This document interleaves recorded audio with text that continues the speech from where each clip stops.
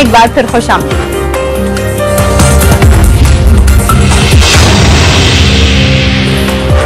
सिंध के शहर हैदराबाद में गर्मी की शिद्दत अपनी इंतहा तक पहुंचती जा रही है। जो जो गर्मी की शिद्दत में इजाफा हो रहा है, मशरूबात की मांग और तलब में भी इजाफा होता जा रहा है।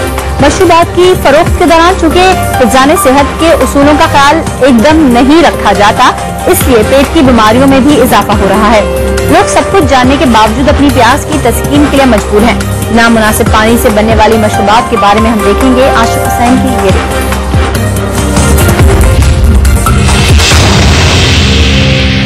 जी, हैदराबाद और उसके गिरदोनवा में भी जो है गर्मी की शिद्दत में दिन ब दिन इजाफा होता जा रहा है और शहरी गर्मी की वजह से बिलबिला उठे हैं, जिसकी वजह से ठंडे मशरूबात की मांग में इजाफा हो गया है। और यहाँ हम देख रहे हैं कि जो ठंडे मशरूबात जो फ़रोख्त किए जा रहे हैं, वहाँ पर हिफ्ज़ान सेहत के उसूलों का कोई ख़ास ख्याल नहीं रखा जाता। एक ही बाल्टी में जो है तमाम गिलास धोए जा रहे हैं।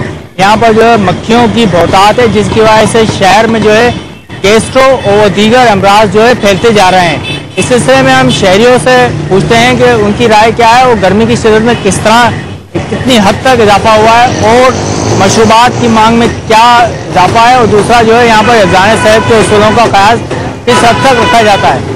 लाजमी बात है, गर्मी पड़ेगी तो प्यास भी लगती है लोगों को, तो वो आते हैं शरबत पीते हैं, तो इनकी साफ सफाई नहीं है, जिनकी वजह से एक ही बाल्टी में गिलास और वही अपना हंगालते, मतलब सही धोते भी नहीं है उनको, और उसी में बना के वही देते हैं, बस पानी में डालते हैं और रख देते हैं, उसी में शरबत बना के देते हैं लोगों को, जिसकी वजह से तमाम बीमारियाँ इन आदमियों को लग रही हैं। और हॉस्पिटल देखें आप, तमाम भर रहे हैं हॉस्पिटल की वजह से, सफाई सही नहीं हो रही है। गर्मी हैदराबाद में बहुत है और ये जो ठंडा चला रहे हैं वो तकरीन डालते हैं, हम तो मजबूरी से पीते हैं। सफाई भी नहीं है, पूरी सही सफाई नहीं है। गर्मी तो मजीद अभी भी है और नेक्स्ट 2 मंथ में भी होगी गर्मी।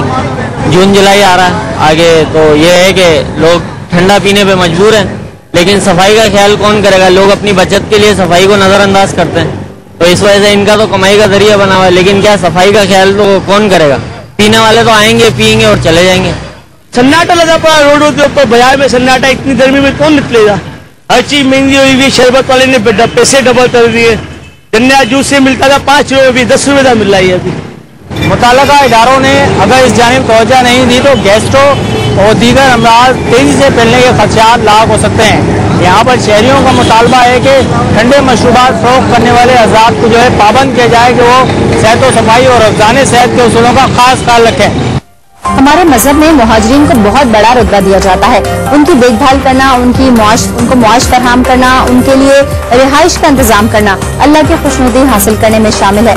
आज से 40 साल पहले जब हमारा मुल्क 2 लाख हुआ तो उस वक्त की हुकूमत ने मुहाजिरीन की एक बड़ी तादाद को गुजरावाला में बिहार कॉलोनी में आबाद किया और उनको मालिकाना हुकूक देने का वादा किया। मगर इस 40 साल के अरसे में वो हुकूमत 4 बार बरसर इख्तिदार आई, मगर बिहार कॉलोनी के मकीनों को आज तक मालिकाना हुकूक न मिल सके।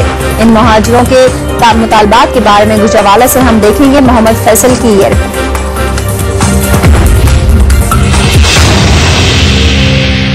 37 बरस कबल 1971 की जंग के बाद बांग्लादेश से हिजरत करके पाकिस्तान आने वाले महाजिरीन को पीपल्स पार्टी के शहीद चेयरमैन जुल्फकार अली भुट्टो ने हलाले अहमर पंजाब के जरिए 1000 खानदानों में 480 क्वार्टर अलाट किए और जल्द मालिकाना हुकूक देने का वादा किया, जो आज तक पूरा नहीं हुआ।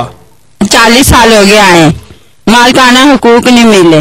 पीपल पार्टी की तीसरी हुकूमत आ चुकी है, लेकिन आज तक हमें मालिकाना हुकूक नहीं मिला। हमें मालिकाना हुकूक चाहिए।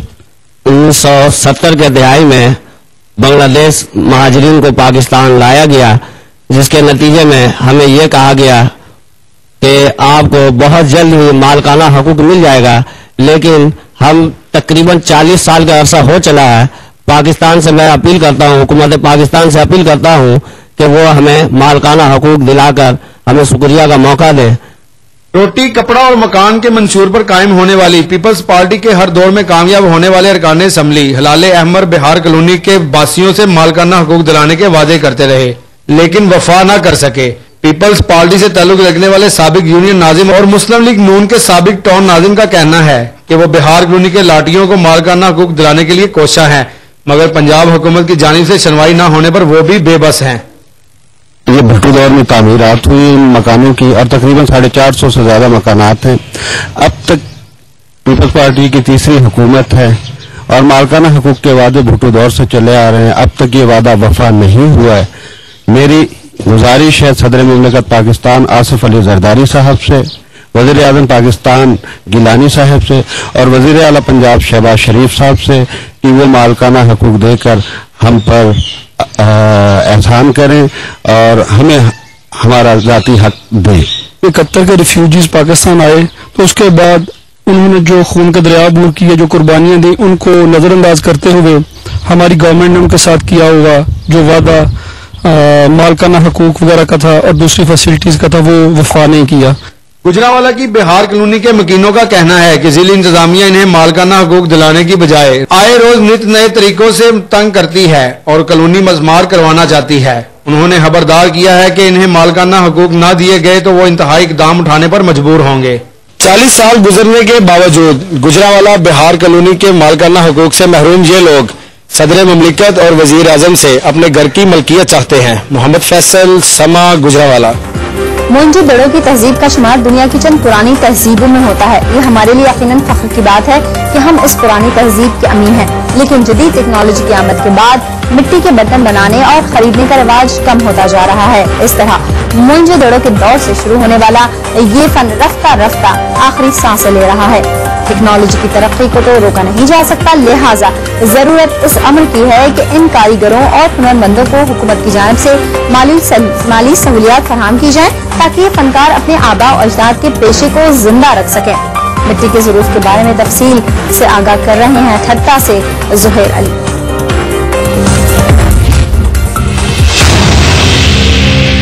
سندھ دھرتی ثقافت اور ہنر کی امین ہے. اس کی گود میں کتنے ہی ہنر پروان چڑھے جنہیں زمانے میں بہت پذیرائی ملی. انہی میں سے ایک ظروفہ سازی ہے جسے ہر دور میں عروج حاصل رہا. موجو دوروں سے شروع ہونے والا یہ فن آج آخری سانسیں لے رہا ہے. کمار ہاتھ سے چلنے والی چکی سے مٹی میں جاں پھونک کر اسے مختلف اشکال میں ڈھالتا ہے, لیکن انہیں گلا ہے کہ اتنی محنت کے باوجود وہ نامناسب معاوضے سے محروم ہیں. یہ مٹی ہم دریا سے لے کے آتے ہیں, پھر اس کو بناتے ہیں. کہ اب پہلے یہ مٹی یہ مفت میں ملتی ہے, ابھی یہ زیادہ پیسے سے ملتی ہے. پھر یہ ایک مٹکے پہ سمجھو کہ 6-7 مرتبہ ہاتھ سے نکل رہا ہے, اور محنت کرنے کے باوجود بھی اس کا معاوضہ جو ہے صحیح نہیں ملتا ہے ہم کو. ہمارا یہ مطالبہ ہے کہ حکومت ہم کو کوئی سہولت کر کے دے یا کوئی نوکریاں دے تاکہ ہم اپنے بچوں کا پیٹ پال سکیں, کیونکہ ابھی اس کی کوئی مارکیٹ نہیں ہے, اس کا ویلیو نہیں ہے, تو ہم اس کی وجہ سے بہت پریشان ہیں.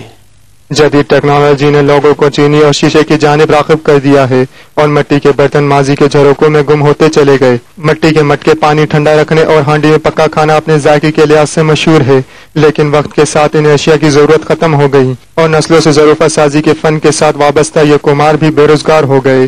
اچھا, ہمارا یہ جو حکومت سے مطالبہ ہے, کیونکہ ابھی جدید ٹیکنالوجی چیزیں نکل گئی ہیں, جیسے پلاسٹک کے برتن ہیں, چینی کے برتن ہیں, تو اس کی وجہ سے ہمارا دھندا بالکل نہیں چلتا ہے.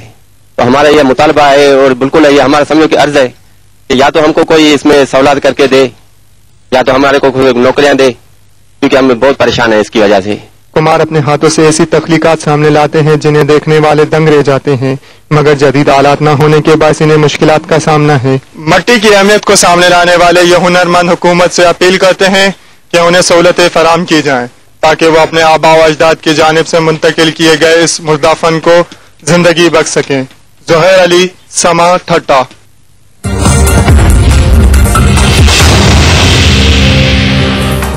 اس صدی کے بیشتر پڑھے لکھے شہری کسی نہ کسی حوالے سے ٹینشن کا شکار رہتے ہیں. کسی کو گھر کی ٹینشن, کسی کو دفتر کی ٹینشن, کسی کو ٹریفک کی, تو کوئی موبائل ٹیلی فون کی ٹینشن سے عاجز ہے. موبائل ٹیلی فون کی ٹینشن سے چھٹکارا دلوانے کی خاطر چین کی جانب سے ایک نیا برانڈ متعارف کرایا گیا جس کی سروس سینٹر کا افتتاح عمل میں آیا. افتتاحی تقریب کے بارے میں ہم دیکھیں گے یہ رپورٹ.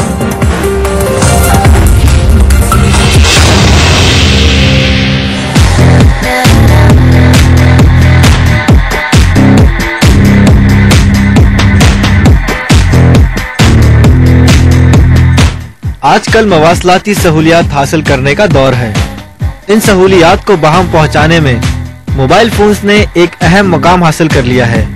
فون پر گفتگو کرنے کے علاوہ SMS کے ذریعے دوسروں تک پیغامات پہنچانا, گانے سننا, تصویریں اتارنا اور ای میل روانہ کرنا, یہ سارے ہی کام آپ اپنے موبائل فون سے انجام دے سکتے ہیں. जिन मोबाइल फोन्स में ये सहूलियात